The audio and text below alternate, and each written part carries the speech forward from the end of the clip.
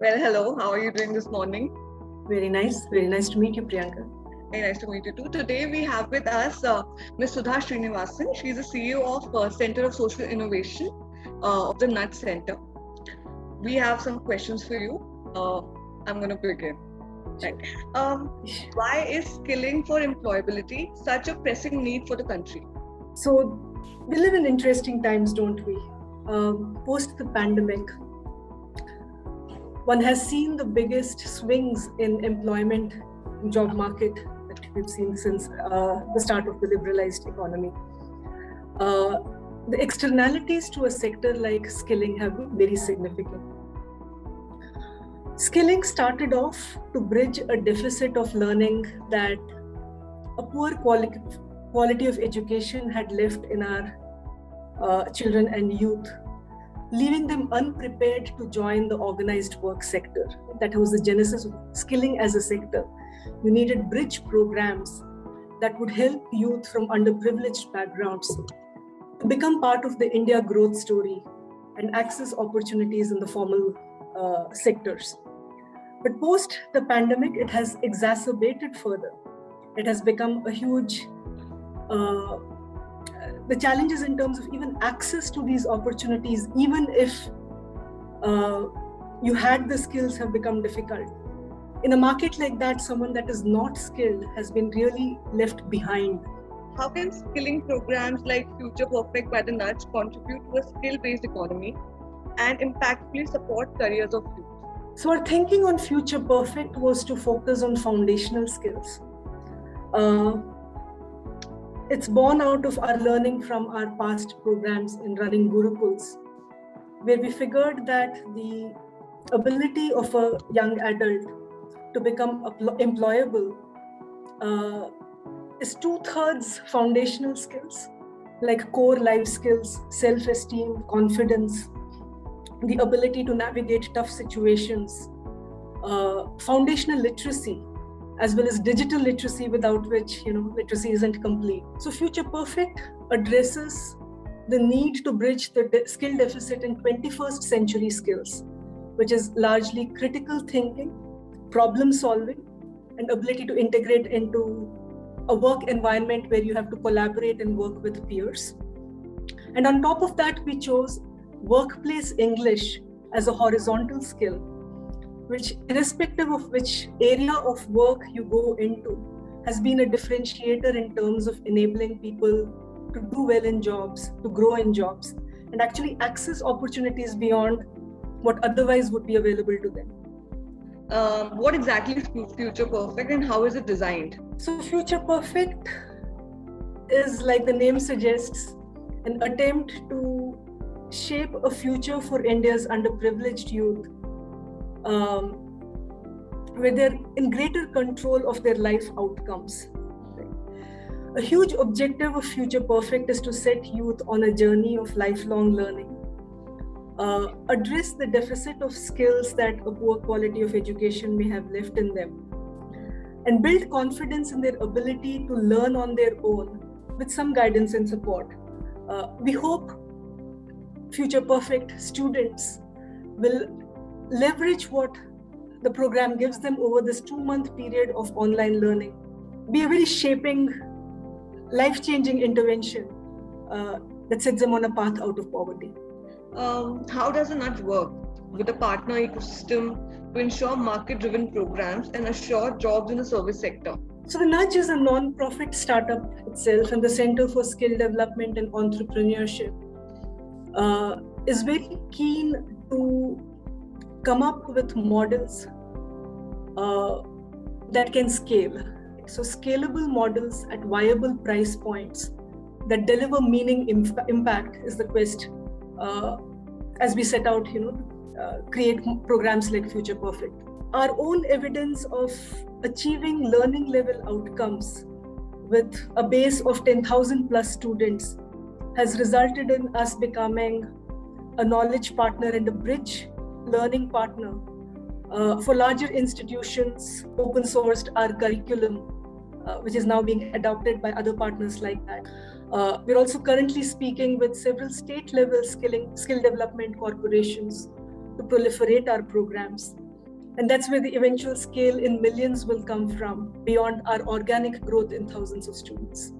In addition to that, we're reaching out to the startup ecosystem, which today employs a very large number of gig workers and entry-level workers, both in blue-collar as well as gray and white-collar segments. Could you tell us more about the impact of the Nudge and specifically the Center for Social Innovation that has created? In skill development, we've worked with close to 15,000 youth from underprivileged communities since we started back in 2015.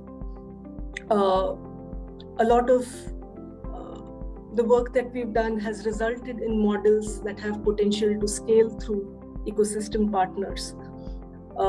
Future Perfect, which was born shortly before the pandemic and then took a very sharp pivot to become relevant in the course of the pandemic, promises to be a technology-based solution in online skilling that will bridge the digital divide and make skill development a reality for India's underprivileged youth. In rural development, we work with some of India's most ultra-poor families that live on less than 20,000 rupees a year, right, and have baselines of health, nutrition, basic human needs far below the national average. That work is starting to show very good evidence in the states of Jharkhand and Uttar Pradesh, where adopting BRAC's graduation approach, we're helping ultra-poor families step out of extreme poverty. We're also starting collaborations with the national livelihood missions as well as state livelihood missions to scale up some of these programs and creating livelihood for youth and women in rural India. How has COVID-19 impacted the skill-based economy, and how does the Nudge aim to meet those challenges? So COVID-19 has rocked the boat really in the skilling sector. It has in a way reminded us that the objective of skilling is to build muscles, right? It is to create capabilities and unlock the potential of youth to lead productive lives and achieve their own potential. It has forced us to again see what should be that outcome. Is it really an employment? Is it a job at the end of it which determines that the program has been successful? Or did you do more? Did you create in the individual the confidence to figure out their own life outcomes and become entrepreneurial perhaps, become productive and increase their earnings through being resourceful, figuring out opportunities on their own perhaps, and surviving the crisis that we're in the midst of, coming out better on the other side of it. So some of this thinking has led us to do a little bit more beyond just look at placements as an outcome. The redesign of Future Perfect to incorporate a lot of critical thinking and 21st century skills is a result of what we saw through the course of the pandemic. I think COVID-19 serves also as a precursor to what is eventually happening anyway, which is the shift of the workplace dynamic for the Industrial Revolution 5.0. The future of work does push us in the direction of prioritizing entrepreneurial skills. I really like what you're doing. It's amazing. It's really amazing. What do beneficiaries have to say about your work? Any specific example you are reminded of? I think a lot of the positive feedback was in the sense of confidence that our programs have given them. I think students walk in with an aspiration that is very audacious, but not necessarily with the confidence that they can navigate their path to that aspired endpoint. What programs like Future Perfect have done is break it down into smaller steps, help them figure out step one and set them off on the journey. The first step is the biggest one you take. And once you figure out the basics of online learning and self-learning, I think what eventually happens is far more than what you intended to impart to them. And I think that has been the most valuable part of the program, the instilling of confidence to be self-driven and kind of take that sense of ownership on your life outcomes. At this time, we're really inspired and encouraged by the learning outcomes we're able to achieve. Just the fact that a 2-month program is able to give a whole learning level jump and take someone from the proficiency of, say, a delivery boy kind of roles to a call center kind of roles. But we hope it is also, complemented by visible outcomes on employment. That's kind of where we are today. I think eventually you will see that also. It'll just take some time because it's like, it'll take some time, but I'm sure you will get those results which you're looking for.